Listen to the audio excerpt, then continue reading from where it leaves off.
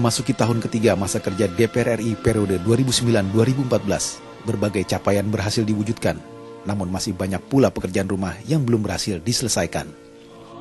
Atas berkat rahmat, taufik dan hidayahnya, kita diberikan kesehatan, kekuatan dan kesempatan, sehingga dapat hadir dalam sidang bersama DPR RI dan DPD RI untuk menjalankan tugas negara sebagaimana telah diatur dalam Undang-Undang Dasar Negara Republik Indonesia tahun 1945 dan peraturan perundang-undangan lainnya.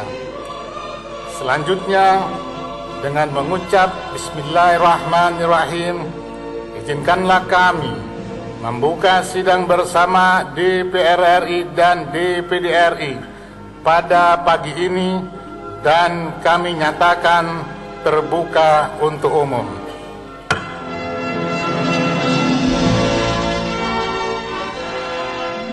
Pasal 20 ayat 1 Undang-Undang Dasar 1945 dan perubahannya mengamanatkan bahwa DPR memegang kekuasaan membentuk undang-undang, dan ayat 2-nya menyatakan rancangan undang-undang dibahas DPR bersama Presiden.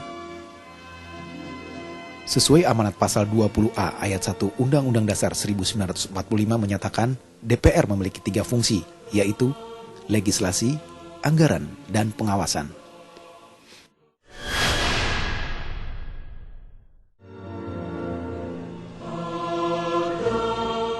Dalam pelaksanaan fungsi legislasi selama tahun sidang 2011-2012 ini, sejumlah rancangan undang-undang yang penting berhasil diselesaikan.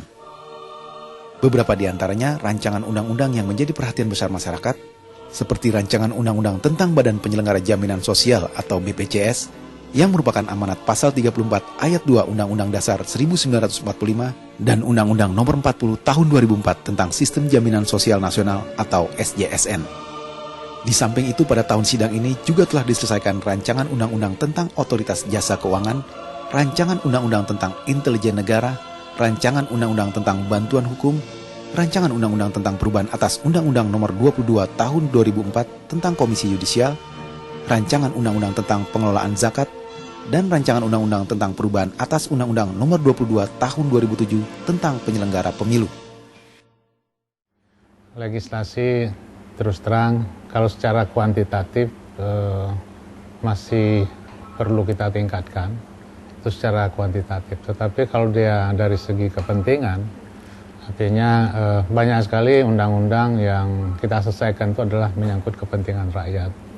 Soalnya ada terkait dengan undang-undang peradilan anak, undang-undang tentang penanganan fakir miskin, undang-undang tentang bantuan hukum, undang-undang tentang Badan Jaminan BPJS, Badan Pengelola Jaminan Sosial, dan berbagai undang-undang yang terkait dengan kepentingan masyarakat itu mampu kita selesaikan. Artinya DPR masih mampu melihat prioritas yang harus didahulukan dalam rangka kita memberikan perlindungan kepada masyarakat kita. Pada masa sidang ketiga, 2 rancangan undang-undang prioritas dapat diselesaikan, yaitu rancangan undang-undang tentang penanganan konflik sosial dan rancangan undang-undang tentang perubahan atas Undang-Undang Nomor 10 Tahun 2008 tentang pemilu, anggota DPR, DPD, dan DPRD, ditambah 4 rancangan undang-undang kumulatif terbuka yang terdiri atas 3 rancangan undang-undang konvensi dan 1 rancangan undang-undang tentang perubahan atas Undang-Undang Nomor 22 Tahun 2011 tentang APBN tahun anggaran 2012. Pada masa sidang keempat, ada 2 rancangan undang-undang prioritas dan 4 rancangan undang-undang ratifikasi tentang konvensi, hak-hak anak dan perjanjian kerjasama antar negara yang telah diselesaikan, yaitu rancangan undang-undang tentang sistem peradilan anak dan rancangan undang-undang tentang pendidikan tinggi. Rancangan undang-undang tentang pendidikan tinggi memiliki peran strategis dalam mencerdaskan kehidupan bangsa dan memajukan ilmu pengetahuan dan teknologi. Inti dari rancangan undang-undang ini adalah penyelenggaraan pendidikan tinggi didasarkan pada kebebasan akademik, kebebasan bimbang akademik, dan otonomi keilmuan. Ini perjalanan dari penyelenggaraan fungsi legislasi ini masih jauh dari harapan. Masih banyak hal, baik dari aspek kualitas dan kuantitas, itu belum mencapai kepada tingkatan-tingkatan yang sebetulnya seperti yang diharapkan oleh masyarakat luas kita. Karena kita sangat paham betul bahwa masalah penanganan legislasi itu justru merupakan masalah jantungnya tugas dan tanggung jawab yang ada di DPR sini. Tapi sayangnya jantung yang menjadi tugas tanggung jawab yang berat itu tidak bisa diselenggarakan secara optimal. Karena banyak hal yang terjadi, apakah itu dari aspek waktu, apakah itu dari aspek personal, apakah itu dari aspek organisasi, dan terutama sekali harusnya adanya aspek pendukung. Penanganan masalah legislasi ini merupakan tanggung jawab dari DPR dalam masalah pembentukan undang-undang bersama dengan pemerintah. Sehingga di sini bahwa peran pemerintah juga diharapkan begitu bisa menonjol, bisa memberikan topangan yang luar biasa terhadap kepentingan penyelenggaraan penyediaan undang-undang ini sendiri. Tapi dalam hal konteks-konteks yang berlangsung ini, ternyata kita juga masih banyak sekali menghadapi kondisi-kondisi yang kendalanya muncul dari lingkungan pemerintah juga.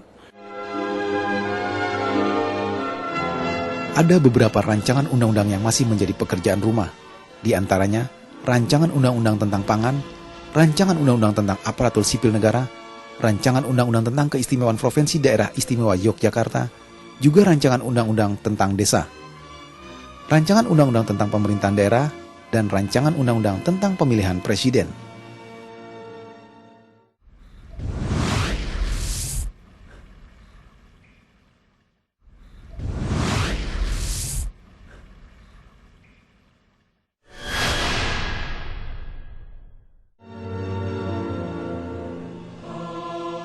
Dalam rangka pelaksanaan fungsi anggaran pada masa sidang keempat ini, pemerintah telah menyampaikan kerangka ekonomi makro dan pokok-pokok kebijakan fiskal dalam rangka pembicaraan pendahuluan RAPBN tahun 2013 pada pertengahan bulan Mei.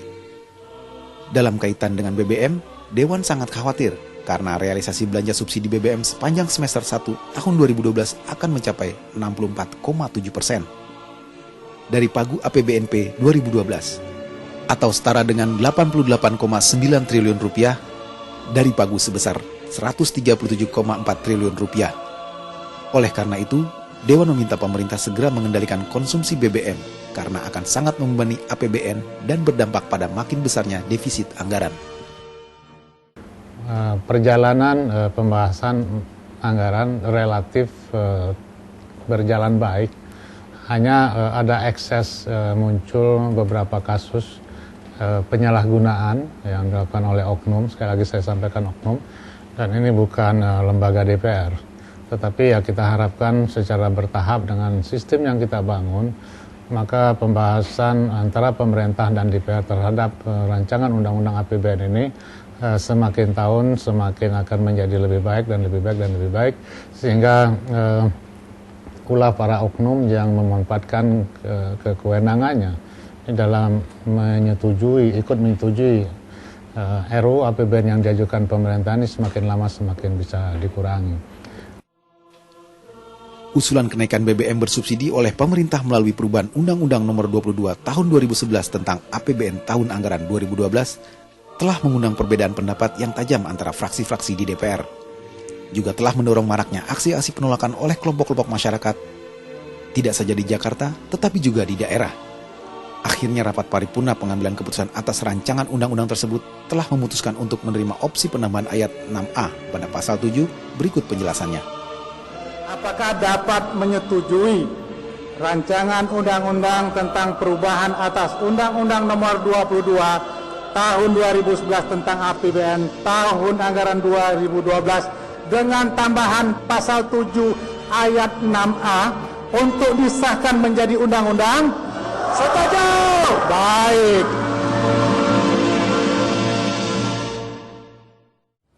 Komisi menyelesaikan pada waktu yang tepat karena komisi harus juga raker dengan kementerian yang sebagai mitranya, ya. Kemudian RDP dengan para dirjennya, kemudian baru dibahas bersama-sama di komisi untuk disampaikan kepada badan anggaran. Dan di badan anggaran juga kita mempunyai staf ahli. yang staf ahlinya juga terbatas. Tapi kami yakin pemerintah di dalam hal menyampaikan RAPBN itu sebetulnya sudah hampir matang gitu. Ya, tidak, kalau kita pikir kita itu tidak terus kok sesuatu yang kita blank di dalam hutan, enggak. Pemerintah sudah mengajukan dan tinggal kita membahas bersama-sama dengan pemerintah. Dengan catatan apa? Dengan catatan kita sudah memberikan kepada komisi ya untuk dibahas dengan menteri terkait. Sehingga apa? Inilah memudahkan dari Badan Anggaran untuk bekerja, untuk menyelesaikan tugas di APBN, untuk menyelesaikan APBN itu. Terkait pelaksanaan anggaran, pimpinan Dewan memberikan apresiasi terhadap Sekretaris Jenderal DPR RI yang selama 3 tahun berturut-turut sejak tahun 2009 memperoleh penilaian dari BPK. Opini wajar tanpa pengecualian atau WTP. Pimpinan Dewan berharap agar usaha-usaha mengefektifkan dan mengefisienkan setiap dana yang dikeluarkan terus dilanjutkan.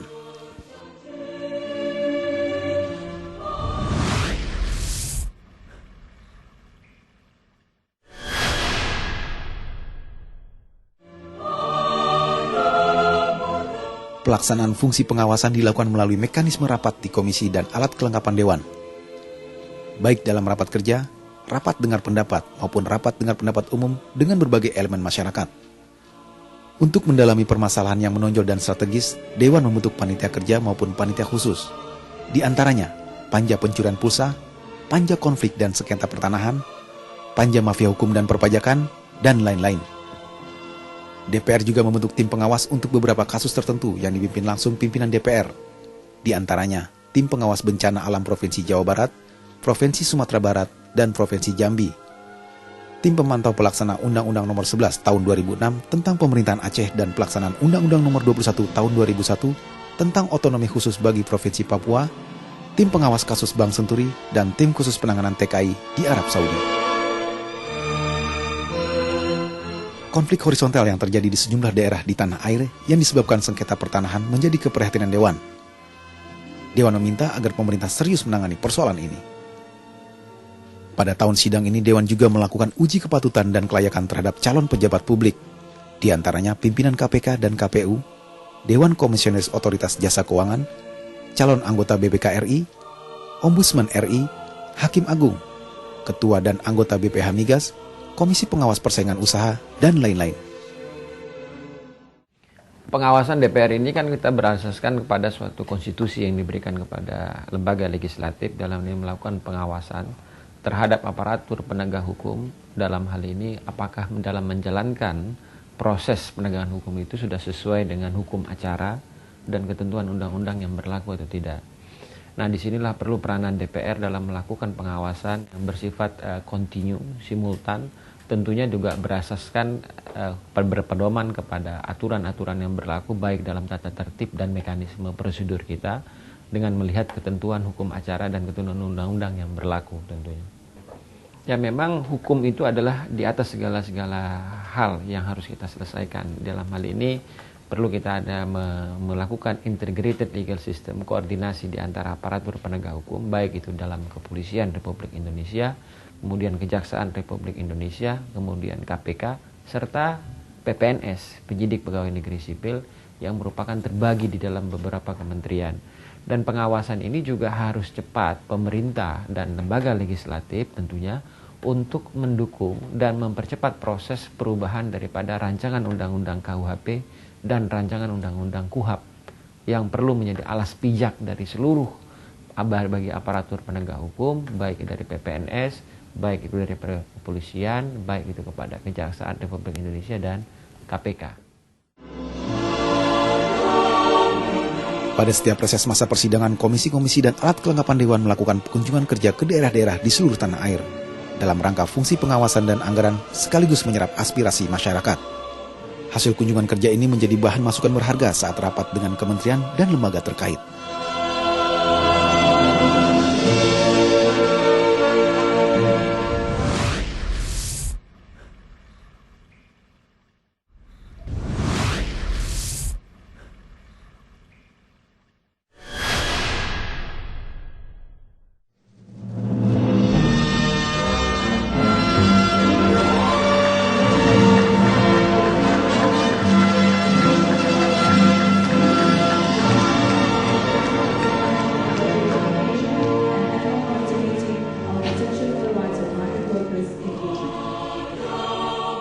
kiprah Indonesia dalam diplomasi parlemen dunia semakin diperhitungkan.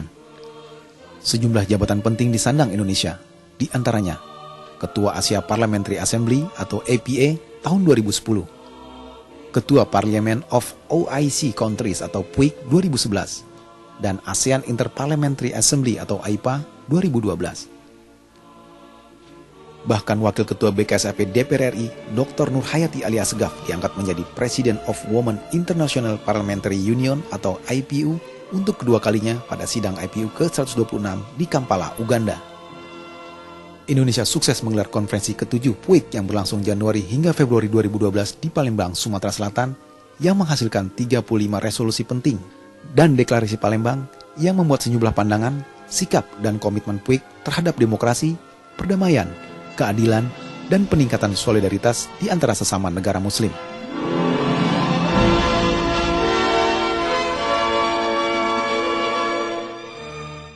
Diplomasi parlemen yang kita lakukan di dalam forum-forum itu, apa yang kita inginkan direspon dengan baik. Contohnya di dalam sidang EPE beberapa waktu yang lalu terkait dengan misalnya tenaga kerja dan sebagainya, itu direspon dengan baik sehingga MOU antara pemerintah RI dengan pemerintah Malaysia dan mudah-mudahan dengan pemerintah Arab Saudi yang menampung tenaga kerja Indonesia di luar negeri itu bisa diimplementasikan. Makanya mereka sepakat, akhirnya mereka juga menyadari perlu dilakukan langkah-langkah untuk memberikan perlindungan kepada tenaga kerja. Tenaga kerja siapa saja, apa tenaga kerja asing yang bekerja di Indonesia, tenaga kerja Indonesia bekerja di luar negeri, itu salah satu hasil daripada diplomasi parlemen yang kita lakukan.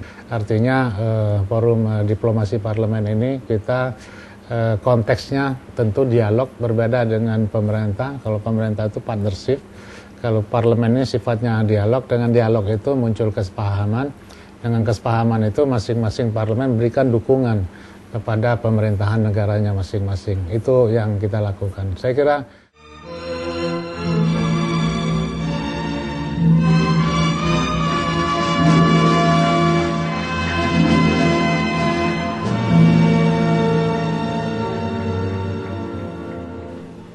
Indonesia juga baru saja menggelar sidang Komite Eksekutif AIPA dan sidang ke-9 AIPA Fact Finding to Combat the Drug Managed atau AIFOCOM yang berlangsung di Yogyakarta.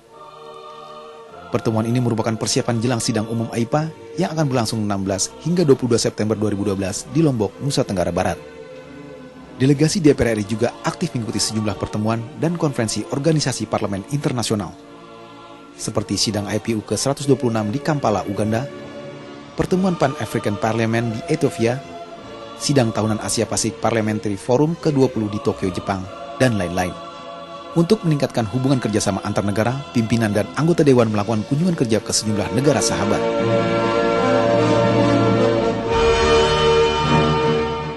makanya tentu harapan saya di sisa periode ini, walaupun tidak dirasakan oleh DPR periode sekarang, reformasi kesekjenan ini kita harapkan ini dapat dirasakan oleh DPR periode berikutnya. Artinya dengan sistem yang kita bangun, dengan mekanisme yang kita atur, mudah-mudahan ini akan memberikan dampak positif bagi DPR periode berikutnya. Itu yang kita harapkan. Walaupun pada periode sekarang kita menghadapi hantaman publik ya, soal DPR tidak amanah dan sebagainya. Karena apa? Karena mekanisme atau sistem yang ada ini memang belum mensupport kinerja daripada DPR. Oleh karenanya itu yang harus kita kedepankan.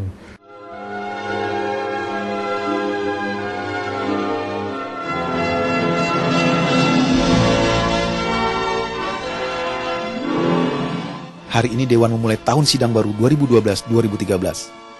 Sejumlah pekerjaan rumah sudah menunggu untuk diselesaikan. Dengan tetap mengedepankan semangat nasionalisme dan profesionalisme, seluruh anggota DPR RI bertekad bekerja keras untuk mewujudkan Indonesia yang lebih maju, adil, dan sejahtera. Dalam rangka hari ulang tahun ke-67 Proklamasi Kemerdekaan Republik Indonesia, kita semua, segenap bangsa Indonesia, wajib memaknai arti kemerdekaan Indonesia. Para pendiri bangsa telah bertekad untuk mendirikan suatu negara yang merdeka, bersatu, berdaulat, adil dan makmur. bertujuan untuk melindungi segenap bangsa Indonesia dan seluruh tumpah darah Indonesia, serta memajukan kesejahteraan umum, mencerdaskan kehidupan bangsa, dan ikut melaksanakan ketertiban dunia berdasarkan kemerdekaan, perdamaian abadi, dan keadilan sosial.